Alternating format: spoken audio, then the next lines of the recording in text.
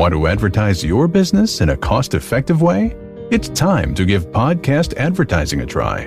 Research shows a high rate of podcast listeners made a purchase as a result of an ad they heard on a podcast. Visit podbean.com/brands to launch a cost-effective podcast advertising campaign in minutes. That's podbean.com/brands.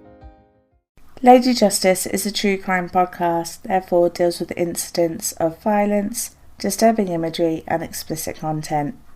Listener discretion is advised. The Lady Justice podcast wishes to offer their deepest condolences to the victims' families and wishes to offer thanks to those that work in emergency services.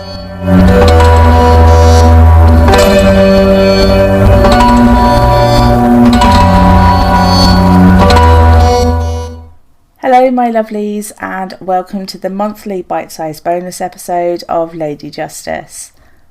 My name is Chantel and I'm your friendly true crime addict with slight caffeine addiction issues. I'm going to be going ahead with doing a bite-sized bonus episode on the last Thursday of every month, covering some of the cases that are out there that just don't have enough information but really do need to be recognised. Not much talking beforehand this time, but please do remember to share this podcast with your friends, subscribe, rate and leave a review.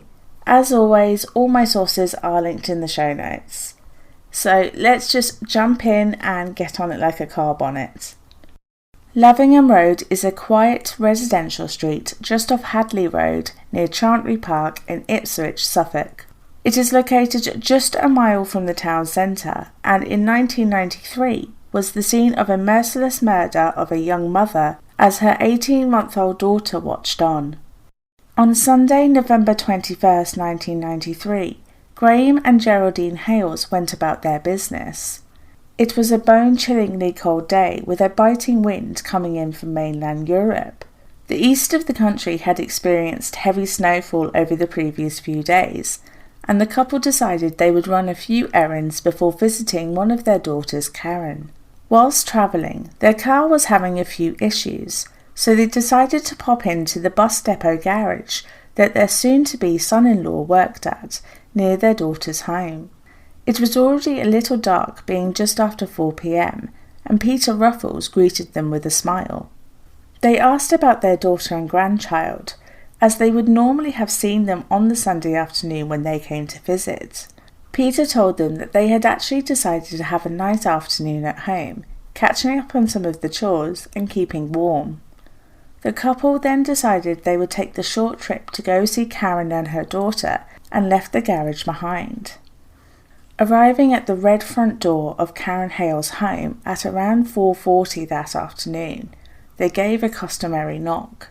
It went unanswered, and the parents, who were a little confused, tried the handle, and as the door opened, smoke began to billow out from the home.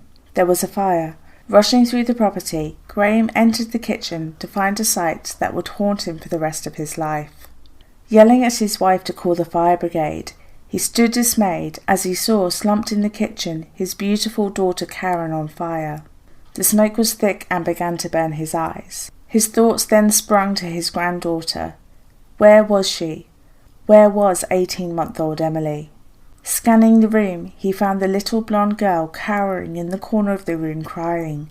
Graham, running on instinct, scooped up the toddler and ran from the room, the image of his daughter alight still at the forefront of his mind. Firefighters were on scene at the residential street within minutes and attended to the fire immediately. The young woman who had been callously murdered in her kitchen was 21-year-old Karen Hales. She led a happy, normal life, close to her 2 sisters and parents. She had been with her partner Peter Ruffles since her school days, and they were planning their perfect wedding. She worked in retail part-time, loved to laugh, and was well liked and respected by all those that knew her. She was a devoted mother and worshipped Emily, her daughter. She was your average, pretty, friendly neighbour. She was never in any trouble. Her life was filled with love, until that fateful November afternoon. The investigation was launched and led by Chief Superintendent John Saunders, and was one of the largest held by Suffolk Constabulary, utilising almost 50 officers. Door-to-door inquiries were held and everyone that had a connection was spoken to. A post-mortem was conducted and concluded that the cause of death was due to shock and hemorrhage, secondary to multiple stab wounds.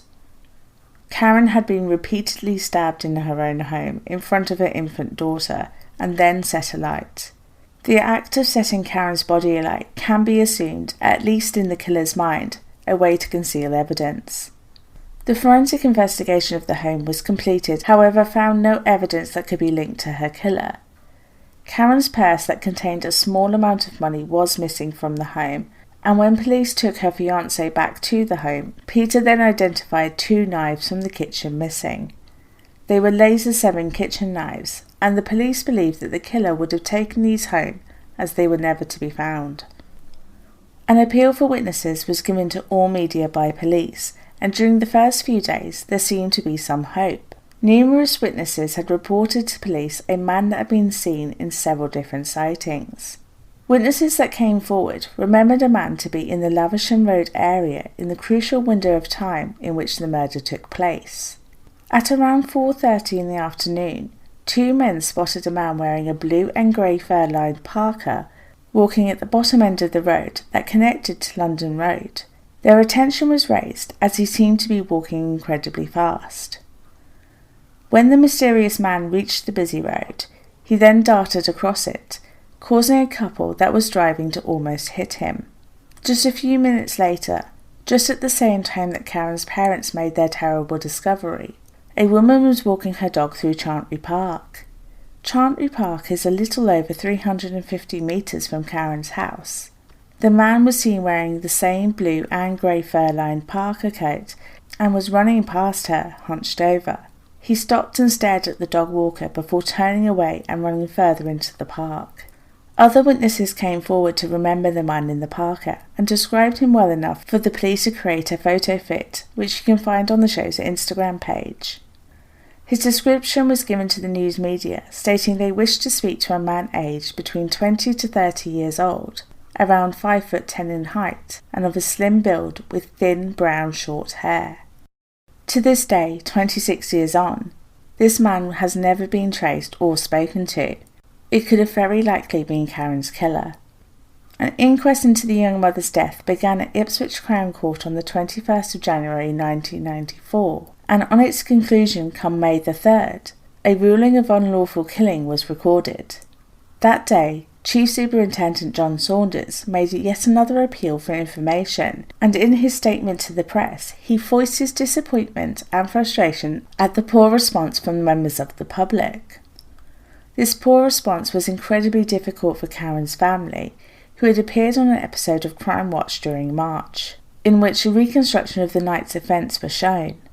Despite a £50,000 reward offered by the Evening Star newspaper, and over 1,400 leads followed, no further progress was made. One theory that the police followed was that the crime was possibly a burglary gone wrong. There had been a number of reported burglaries in the area in the time just before Karen's murder. This was something that Karen was well aware of, and having a young child in the house was conscious of, ensuring she locked the doors and checked the windows regularly. On the evening of November 20th, just the day before the murder, Karen was home alone with Emily as Peter was at the local pub with friends from work. She was sat in the living room reading when she heard the rustling of the front door handle. She crept into the hallway and watched as the door's handle was tried many times before it suddenly went quiet. Concerned, but knowing that she was safe, she went to bed, awaiting her partner's return. She told him about the incident, and though they both agreed it could have been related to the spate of burglaries in the area, they assumed that they would be safe. Police noted that the theory of the burglary gone wrong was even further evidenced by the fact that Karen was not sexually assaulted. No other motives have ever been uncovered during the investigations. By the end of 1994, 2 men had been questioned in connection to the case, however were released without charge. As there were no further leads to follow, the investigation died down and eventually became cold. There have been periodic reviews of the case and many high-profile appeals.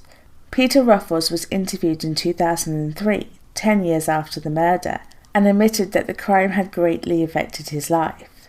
Other members of the Hales family made heart-wrenching appeals in the following years. During a press conference in December 2018, the new senior investigating officer on Karen Hale's murder case, Deputy Superintendent Andy Smith, said that there remained a possibility that other people had information to assist the inquiry. My appeal to them is to make contact and help us solve this horrendous crime. I would like to hear from people who knew her in whatever form, whether they were friends, colleagues, or acquaintances. Although I retain a completely open mind as to who was responsible, I think there is a strong possibility that Karen's attacker was known to her, and that is why it is so important to us to know everything about her. Later, during 2019, D.S. Smith was to say that following subsequent appeals, calls were coming through that he considered very encouraging. 1 month on from my latest appeal to Karen's truly shocking murder, we have received 14 separate communications from members of the public, he said. This is very encouraging as despite the passage of time, there are clearly people who still remember things from 1993 that they think may be of assistance to our investigation. The fact that Karen's parents, Graham and Geraldine, decided to drop into their daughter's home when they did can be considered incredibly lucky, for one reason only. This could have easily become a double murder, including that of a young child. Emily is grown now and is a mother herself, and feels pained knowing that her mother is not in her life. Emily and her grandmother ensure they go to visit Karen's grave on the anniversary of her death. Speaking to the press, Emily stated, "Every year we go up and put a flower arrangement on. It is upsetting when reading the words on the headstone. The time of year doesn't help. That makes me cry and sets me off with everything else. Certain times of the year are more difficult than others though." Emily said, "When it is my birthday and when it is her birthday, I think of what we would have been doing that day. It is all that lies on my mind constantly." Asked what she would say to anyone who is concealing information which could help her find her mother's murderer, Emily said, "Please come forward, I beg you. It would be closure for me and my family. It would not bring my mum back, but at least someone would be going to pay for what they have done, and it would certainly make us feel a lot better. If we were to know who did it, it would bring closure." I know this case is 26 years old now, older than Karen was before she was brutally taken from those that loved her. Though currently unsolved, recent appeals have led to fresh information, and hopefully something will come of this and give her family some kind of closure. If you do have any information at all, please contact Crime Stoppers or the joint Norfolk and Suffolk Major Crimes Review team with what you know. Their information is provided in the show notes. So, that's it from me. Have a glorious weekend. Remember, go be good people, go be kind, go be safe, and most importantly, go be happy.